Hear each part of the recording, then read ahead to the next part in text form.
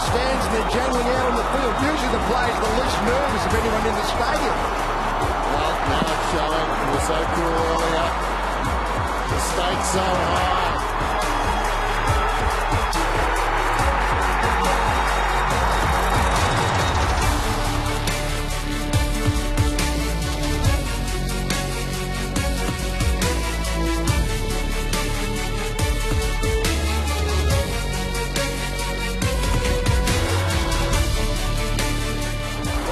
Birchall, runners everywhere for Hawthorn, through the middle Rioli, long kick down towards full forward, down there is Franklin, knocked away by Tarrant, Franklin's got it, gets a goal.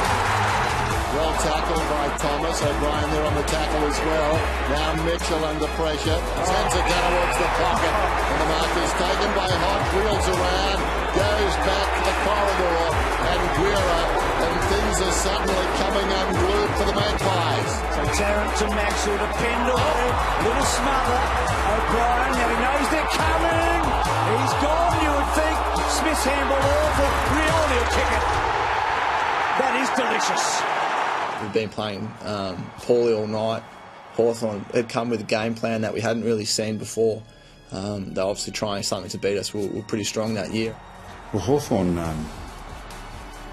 for most of that game had controlled the play. Our boys had really just held back the tide for most of it, which was a credit to the competitiveness of the side. We hadn't dominated the game, but we were well in charge of the game at three-quarter time, but to be only 3 goals in front at that point in time probably wasn't a big enough margin. We've been able to silence the Collingwood crowd for the best part. We played some really good footy, but we didn't capitalise on the scoreboard. And here is Swan, deep in the pocket, he's kicked the goal. Very good. Hodge at one end, Swan at the other. To get in front, Swanee's goal, I thought finally, we're in front, we're going to kick another one here and we'll break their spirit. And then Franklin kicked that amazing goal on Tarrant. I thought, surely not. Schoenmakers gets it from Mitchell. Probing kick inside the forward 50. Here comes Buddy. Wheels around. Gathers the football. He's kicked the miracle. Chris Tarrant done such a fantastic job on Franklin through the match. And my immediate thing was, I really followed the ball. So as he kicked it, I watched Chris's reaction and he threw his hands in the air. It's almost like I've worked that hard and he's managed to kick this goal.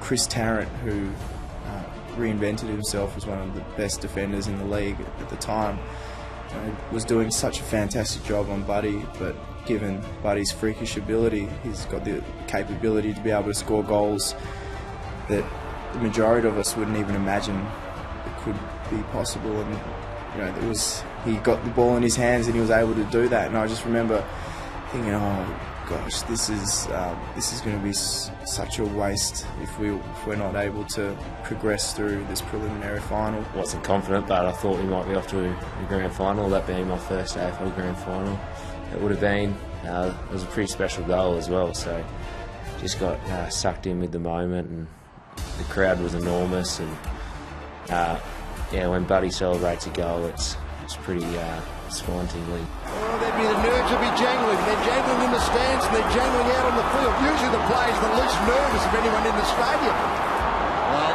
now it's showing. It was so cool earlier. The stakes so high. Ball throws it on the boots. And like Swan before him, he's kicked a magnificent goal out of that pocket. God, we've watched this stoppage so many times. Mayhem everywhere, people all over the stoppage, and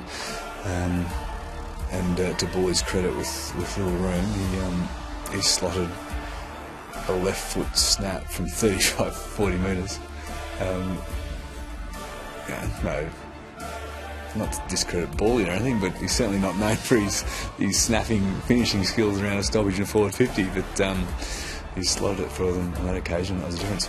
I don't think Bully's ever hit a left foot snap as clean as he did that day, but we'll take it. And it was one of the, the buzz that we felt after that game was amazing. My spot was just near the top of the goal square in our stoppage structure, and I think it sort of got fed out the back to him, and he's banged it through on the left. And I think it might have been Schoenmakers was on me, and I was just trying to wrestle him to hold him off because it looked like the ball was going to be pretty close to bouncing on the line.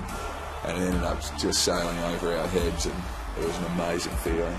The way in which he kicked it was something that I've seen Luke Ball do on so many occasions at training, and the composure he had, I think, really does speak to his character. Luke Ball where to get, and the fact that he was able to squeeze through that space and get on his left foot was even better still. And I knew that the Hawthorn guys have been going third up a fair bit, and we're probably going to belt it, try and do that, go third up and belt it long, and looking around thinking I've got a bit of space here, I don't have a direct opponent at the moment, so I sort of tried to back out of the stoppage and read that hit, and sure enough, that's what happened. So a little bit of luck, I guess, and ball fell in my arms and went from there.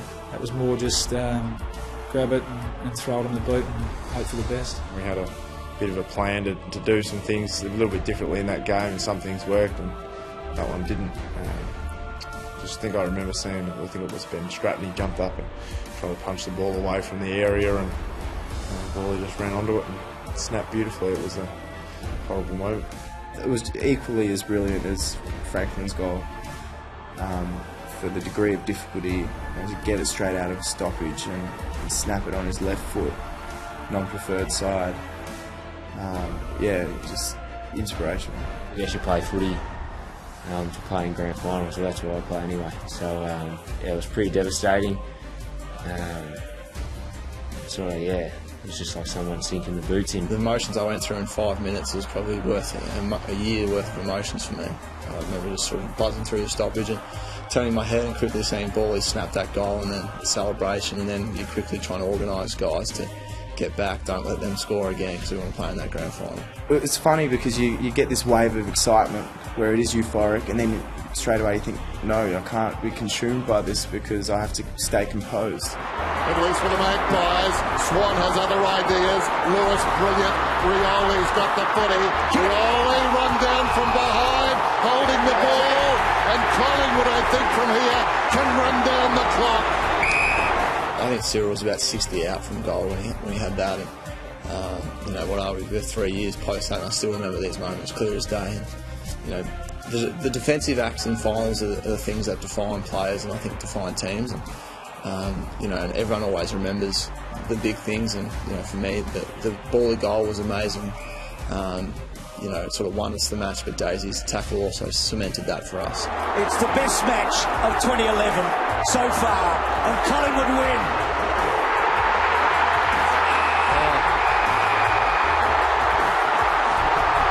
I remember just looking at the crowd and seeing their reaction, and if I wasn't pumped enough, that just got me even more pumped, and I ran over and jumped on Taz because I knew that it was going to be his last year, and he was going to have a chance to play in a grand final. Yeah, that was a shocking feeling, because again we'd let it slip, and it sort of felt like we'd almost done enough to get over the line with Bud's goal, and then just to let ourselves down in those last minutes, in those big games, just a slight slip of concentration. We only had ourselves to blame.